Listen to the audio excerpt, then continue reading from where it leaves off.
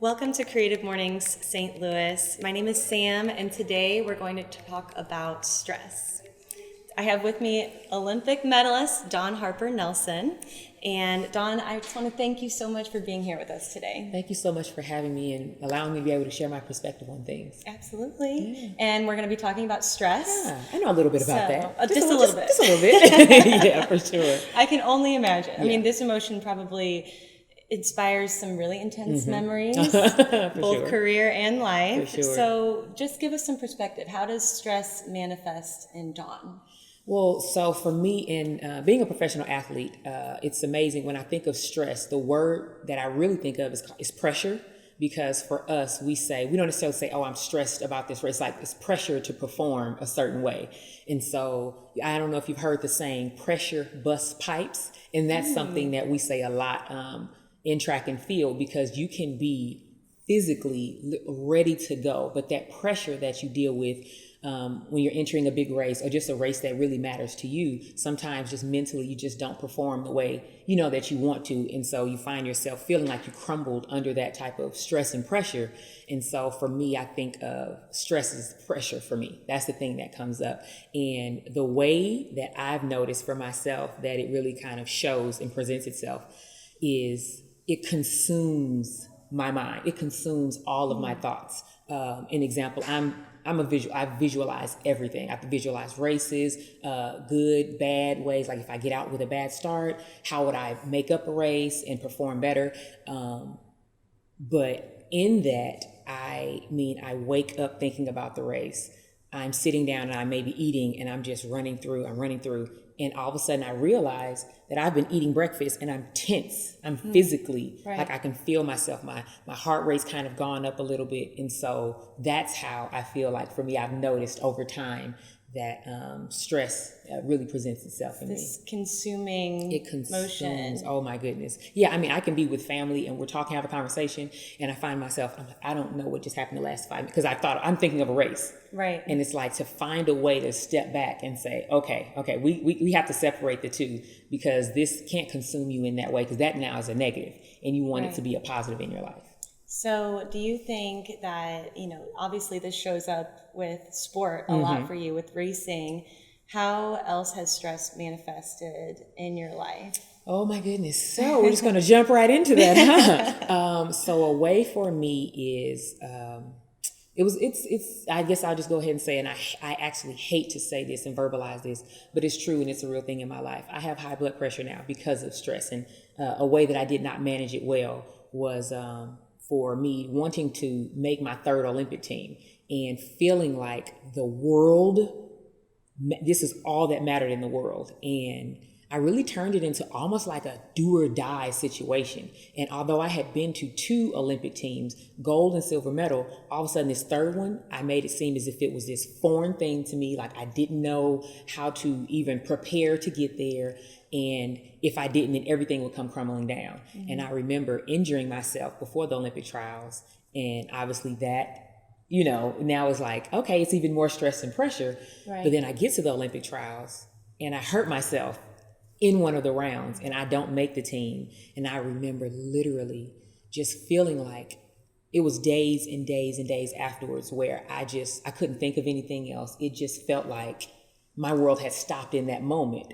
But it was because I had allowed it. And what I had to do was take a step back and say, you're literally more than that race. You're literally more than the Olympics. But up until that moment, I had told myself, no, like this is what matters in your life.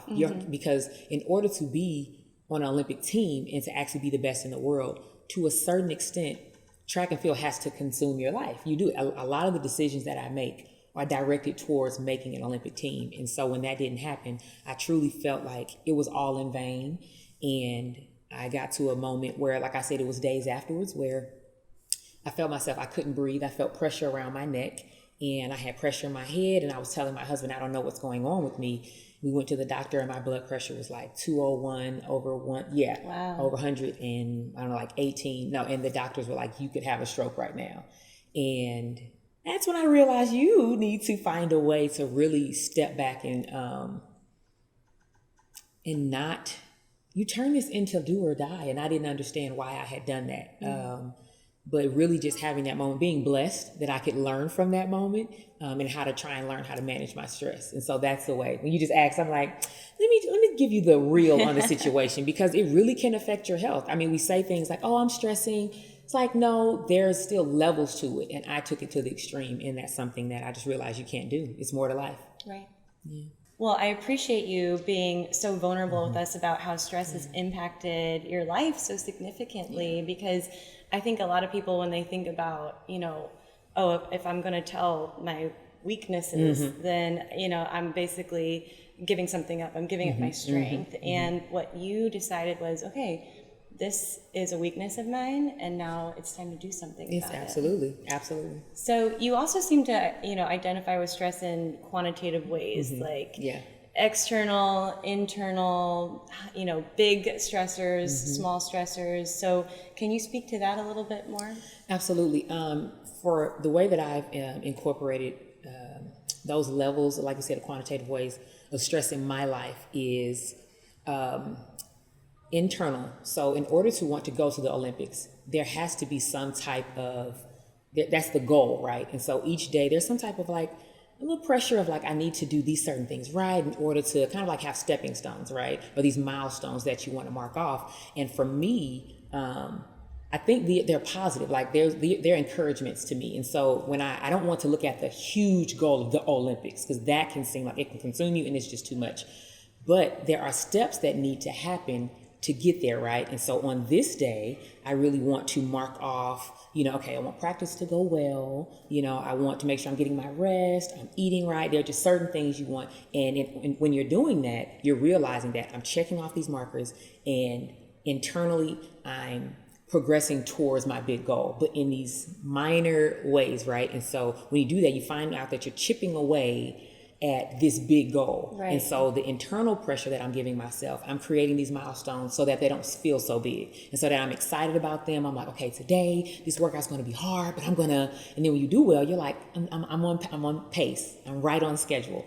And sort of taking away the big stressor, which is the ultimate goal, the big picture. And, like you said, breaking it into smaller chunks, but being able to appreciate that journey. Yes, exactly. And I feel like when they're internal, that's what you're able to do, because it's you and it's your desires, it's your dreams. You can realize, I need to back off here. I'm stressing a little too much there. Maybe this is too much for me right now. Really just realizing I'm gonna bite off a little smaller chunk, and do it that way. But then for me, when it can get a little iffy is the external pressure. That's when it can get risky and I think a little dangerous, because for me, being in track and field, you put yourself in the limelight, right? One is to go to the Olympics. Being at the Olympics, literally you're up for judgment. That's kind of the definition of it all. Yes, you'll run your race, but even leading up to it, there are races you run before. There are certain things you do to put yourself in the limelight. And you have people that literally, because now it's different. It used to be, people had these conversations in their households. You didn't quite know about them until someone maybe told you, a friend said, this person, like, they're rooting for you, or this person, they think that so-and-so is going to beat you. Now they have this opinion, they put it in their phone, and it comes right to my phone. It comes to all my social media, emails, everything. And so you find yourself dealing with this external pressure of, okay, me and my coach for this race, I want to perform this way. I feel that my coach told me I just want to run this certain time. This is my goal for here. Maybe that time will get you second. But then you have the external pressure. People like, no, she wants to win the Olympics. She needs to win every single race leading up to it. She needs to do this. You're like, can you, I know what, what I can handle right now. Me and my coach have a plan.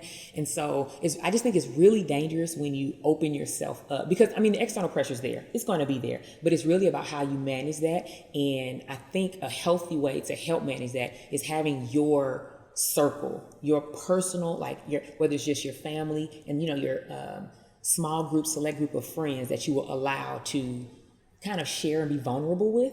Like my parents, they know like my dreams, they know my fears, they know I'm excited about this one, but this one's a little much, like, I don't know. And so they're able to say, I've been here with you. I know what you're capable of. I know. And so that's where I say the external pressure can actually be a positive, because say that your parents and your friends that have been there with you, they see you kind of getting overwhelmed, but they can put a good pressure of, we've seen you work hard. We know that you're ready.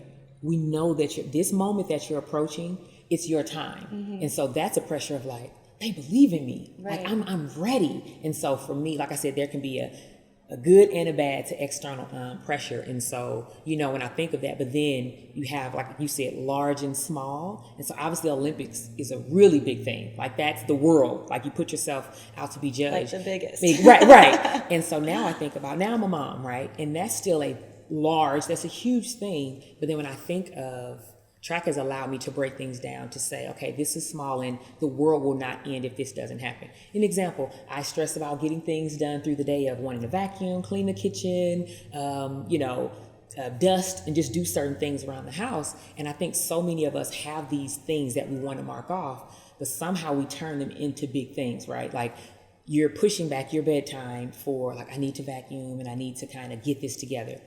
Well, wait, your daughter's fed. She has a roof over her head.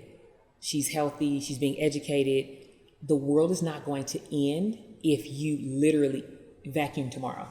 Right. And that's something that I had to remind myself. It's something small that I have to realize. You're still a good person. You're still a good mom if these 2 or 3 things do not get done today. But we, as people, often turn these small stressors into a big thing because now you feel like, I'm just not getting enough done in the day. I need to be doing it. It's like, no. There are some things that maybe there was too much on your list today. And that's okay because that happens. And so just being okay and allowing yourself right. to just, really say like, okay, today I'm kind of shutting the day down at 7:00 instead of 8, Yeah. And so just being okay with that, literally. And so many of us, we just kind of put ourselves on the back burner. That's true. Yeah. So I just want to recap because you said so much and so many tools. I want to make sure that everybody's getting these takeaways. So external pressure.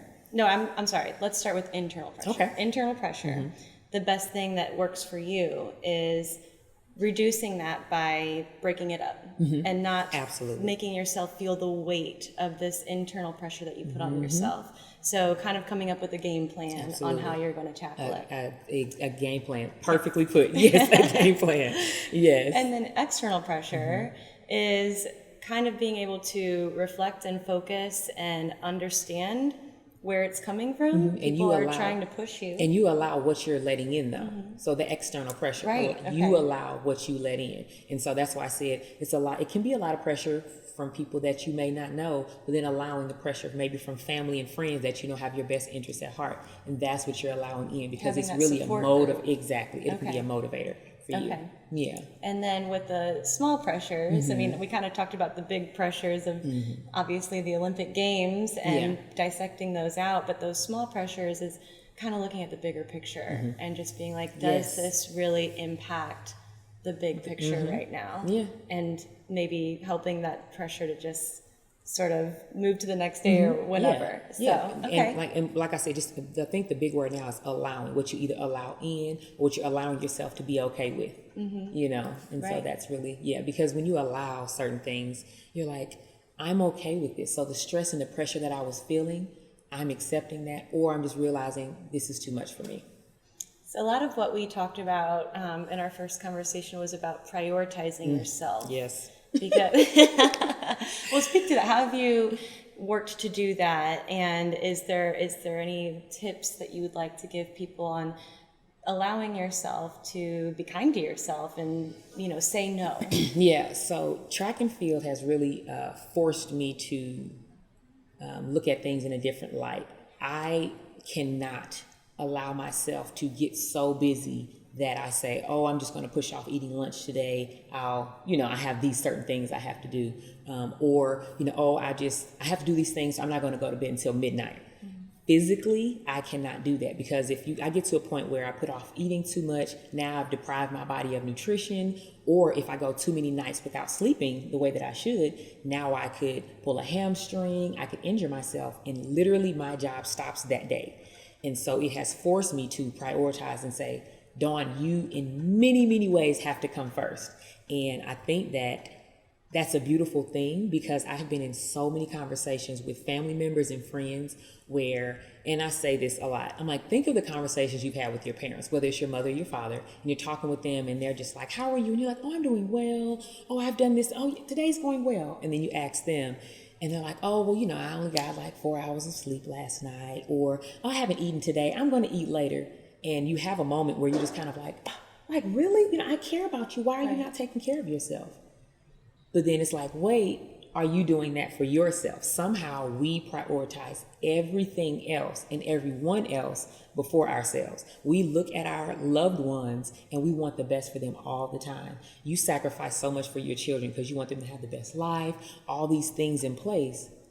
But they would like it if you were there to enjoy these things, right? And so I think about us prioritizing ourselves and making ourselves just the number one thing is like, an example, it doesn't even have to always be something huge. Like I said, pushing off lunch. Sometimes you do not have time to make a gourmet meal for breakfast, lunch, and dinner.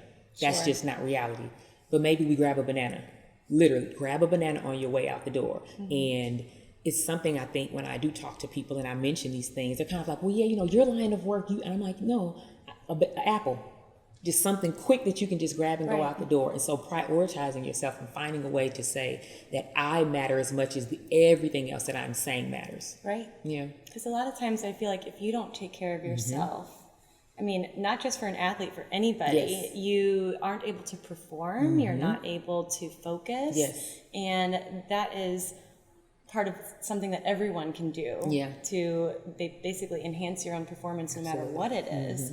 So definitely super important. And then I thought of also being okay in that, like when you do prioritize, you understand, what's on your plate. You know that you're helping out in your community, you're helping out with your family and friends, and not allowing the extra pressure of feeling like you should be doing more when like you're doing all that you physically can. Like for me, I had a moment when I wasn't living here. I was living in LA and my husband was living here. And so I have a certain way that my day goes, my flow goes. And so for my husband, he's very busy. He is up and go. He's out the door until 8 a.m. in the morning until like 9 o'clock at night. He is a busy guy. And that was okay. I knew about it, but it wasn't in my face. And so when I moved home, now all of a sudden, literally, I'm seeing how busy he is and how he's ripping and running. And I felt like, am I making myself almost too much of I need to be doing more, because look Comparing at him. Yourself. Exactly. He's doing things. I should be doing more. And I had to take a step back and say, wait, I realize that I am helping out in my community. I'm doing the things I can with my family, for my family. I'm volunteering my time, or, you're sending out emails to encourage people, whatever that may look like for you. I had to realize it looks different for me because my priorities and things that I need are different than what he needs. Sure. And so really just knowing that for yourself. So understanding yourself enough to give yourself the allowance or permission to do what you can and not push yourself to do more. I'm glad you brought that up, because I feel like so many people are under stress or pressure right now. We're going through a global pandemic and a social justice crisis, and people feel the need to do something, but then it's like they're beating themselves up if they don't feel like they're doing too much, or they're comparing themselves to their neighbors, and every little bit contributes to this pot that we're trying to recreate. Exactly. And I think of, like you said, just feeling that pressure of wanting to do more. And I'm thinking about right now, there's been a huge space for all of us of just feeling like the injustice that's just been doing in the world, like just things that are happening that you want to be a part of. I want to go out and I want to march, or I want to help this business thrive, or I want to help these things that I know are giving back to the community. Well, right now though, for you to do 5 hours of marching may not fit into what you need for you. And that's okay if you take a step back to say, well, you know what? I know my sister and her husband are going. And so what I've done for them is I may be babysitting their kids, or, to help them go out and do certain things. So doing your part, what works for you. I'm sorry, there's just no way that there's a blanket of what everyone should be doing, what it should look like. That's just not what the world is made up of. And I dealt with that. I had to tell myself, and I had a conversation with my husband, because I wanted to, during this pandemic, I really wanted to go out and I wanted to, volunteer with, food drives and all these things. Especially when it first hit, I was just like, I need to be out there. Like I just felt this pull and urge. And I mean, really had moments where I was crying, and my husband, but the tears were about being literally afraid though. Like I was afraid because I have a husband and a daughter at home. My daughter at the time, she wasn't even one. And so I'm thinking, what if I expose myself to something and then bring it home to her? And I was like, how do I help out? What do I do? Because what I want to do could put us all at risk. And my husband, he sat down, he said, okay, let's think about what we could do so we can both do our part, but we could feel okay remaining in our home. And so maybe for us, that was donating money, right? That was going to the grocery store, maybe also, and saying, hey, we're going to buy this food and we're going to drop it off. And then we just get out the car briefly to drop off. And then like that is what allowed me to be okay with not feeling like I had my hands in it. I just felt like I wasn't being a human being and doing my part. And so that was really hard to deal with. But I thought of other ways, being creative. I had to be creative. Yeah. Absolutely. Yeah. I like it because it kind of brings us back full circle to that big pressure and dissecting it into things that you can do that fits within also taking care of yourself. So you've got to have both. You do, absolutely. Because, I think we talked about this before. How are you going to help others if you're not taking care of? If you're not healthy and in good physical and mental health, how can you really help others? Right. And so, your capacity level goes way down when you're not taking care of yourself. Absolutely. I love it. Yeah. So there's something that's another big external pressure that was recently kind of removed from your agenda. Yes. Do you want to talk about the 2020 Olympics? Yes. Or now the 21 Olympics? Right. Olympics 2021. It's just, even when I say it, I have to remember 21. Yes, 21. Oh man, for me, when that happened, I remember when there was just the conversation of it. And if you can just think of something in your life that is so permanent that you never in your wildest dreams could imagine moving. Like there's this date, that's something that it's no way it will ever, like the conversation, I'm like, no. So I need to keep training because there's no way that it won't happen no matter what's happening in the world. And when they made the decision and they finally made the announcement, I really felt like I said, I'm going to give myself this space. Because I literally had created my whole world once again, because I had walked away from this sport. I had retired to have my daughter. And so to come back, and this was the goal. In my house, me and my husband sat down and we talked about, these are the things we're going to change in our household to make sure everything is pushing toward Tokyo 2020. And so now that isn't happening, that's how I felt. Like, I just wanted to give you I'm in my brain, I felt like I was at a standstill, and I was devastated. I was really sad because this was the ultimate goal. Like, this was my heart's desire. And I didn't know what it was supposed to look like now, because now it's 2021 and me and my husband really had talked about having another child after 2020. And so it's affecting personal, professional, everything. Exactly. And so really being able to give myself that moment and say, okay, so what is it going to look like now? But what shook me out of it was I had a conversation with my sister, and she was just being candid. And she said, when they were having the discussion, of postponing the Olympics, she said her and the rest of my family got together and they talked about if they did not postpone the Olympics, that they would probably have to pull from their savings to be able to go to the Olympics to support me when I made the team. And I remember thinking like, wait. My family they're not going to be working right now. So already they're going to have to use savings for just other things in general, just to, pay mortgage and things. But now they're going to pull even more from savings to come and support me. And I felt like, wow, how selfish of that was that. But I didn't know this was a thing. Like my sister, she said they made a point to not tell me because they wanted me to stay focused just in case it kept happening.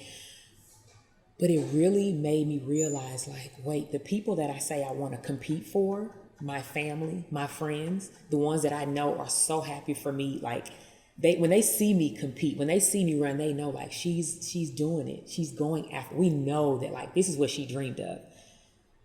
That a part of that genuine happiness wouldn't be there for them.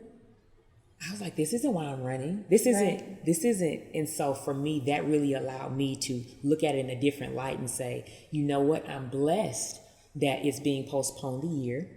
because my family has more time to, kind of gather themselves, make a proper decision for them. No pressure of like, Dawn wants us there, so we just got to do it. And then I was allowed more time to kind of gather my thoughts and see, like, is this still what I want to do? And what does this look like for my family, even in my household, me, my husband, and my daughter? And it's actually the extra time that I've been given has been a blessing in disguise. And so having that time to really work on other things that I've needed. And then I think of how many times during such a crucial and devastating time has beautiful things arise from it. And that's what I'm looking at this moment as. I'm choosing, and I think that we all need to think during this stressful time, choose to see the beauty in it. Choose to think of a time when it was hard for you before. This, yes, is very different. None of us have experienced this before a pandemic where we've had to be, stay at home, taken away from friends and family, isolated. But you have felt a feeling of, I don't know how this can possibly be a positive. I don't know how this can work out. And so what I'm choosing, and I'm hoping that other people will choose as well, is to say, beautiful times have come from just such tragedy. I mean, beautiful inventions, beautiful things. I mean, even now you see the commercials where they're showing that family members are spending so much more time together. And they're like, I learned things about my family I didn't even know before. Right. And I'm spending this crucial time with my family I did not know I needed. And so that's what I'm choosing to take away from this. Right. I mean, there's so many things. I mean, you kind of had a paradigm shift in how you were thinking about it, because it was your ultimate goal that was taken away. And I'm sure there's other people out there who were working towards something that either the pandemic basically stopped in its tracks, or, I mean, just think about losing a family member or something, and choosing to, look at that in a different light and help it bring some new creative motion and energy to the situation. So, I mean, you can see it all around the world. People are getting together and trying to create change, but I mean, I think it kind of goes back to what you were saying before. Like, if you don't have your own health and safety and, just personal health in mind, it's going to be really hard to get creative now. Right. Yeah, definitely. Very, very hard. I agree. Yeah. So, Dawn, we could sit here all day and keep having this conversation, but unfortunately we're running out of time. But I would like you to tell our audience where they can find you and how to keep up with what you are up to next. Absolutely. Well, right now, me and my husband were launching a Patreon page. And really the purpose behind that was I really felt like we wanted to give more of an insight into what was going on my Olympic journey, being a mom. I mean, all of the ins and outs of all of that, because it's a lot that goes on. I'm and sure. So, just had a lot of pull for that. And I said, let's do it. And so, if you want to find me, it will be Olympian Dawn Harper Nelson on the Patreon. And so that's going to be launching on my social media, Instagram, Twitter, Facebook, all of them is the same, dharp100mh. And so that's where you can find me. And I love to just pour myself into it. So you get a piece of me. Awesome. I feel like I just did. Awesome. Thank you so much for having me. Yeah, this is wonderful. Absolutely. So thank you guys so much for tuning in. We will be taking some questions live now, so Dawn will be happy to answer those. And be sure to follow Creative Mornings STL.